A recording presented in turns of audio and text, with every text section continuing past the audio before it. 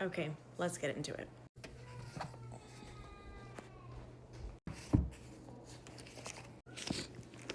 Romans 13:1.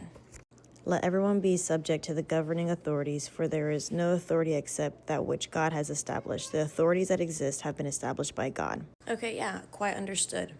But there were also a lot of prophets who went against the authorities, that were currently in ruling, because their command and their order did not follow God's order.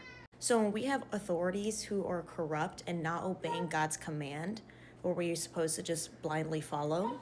I think Romans 13:1 gets confused a lot, truthfully. There's multiple parts in the Bible or in Scripture where it tells us that God specifically is calling us to speak against the authorities who are corrupt. Because obedience to God has always come before obedience to the human system. Respecting authorities doesn't mean that you just blindly agree just because they're holding an authoric position.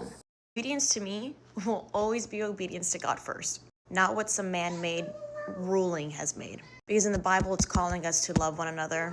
Like if you go down a little bit, specifically here in Romans 13, it says love fulfills the law. Let no debt remain outstanding except the continuing debt to love one another, for whoever loves others has fulfilled the law. Love your neighbor as yourself. Love does no harm to a neighbor. Therefore, love is the fulfillment of law. So yes, perhaps up here it says that we need to be listening to the subject of the governing authorities.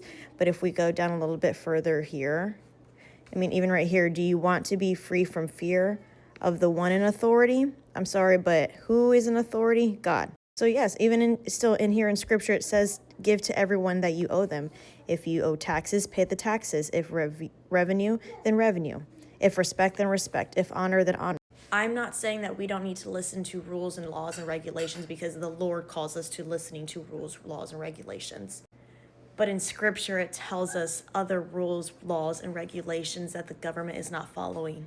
So I hear what you're saying, and I agree that praying for our leaders and respecting authority matters because it truly does.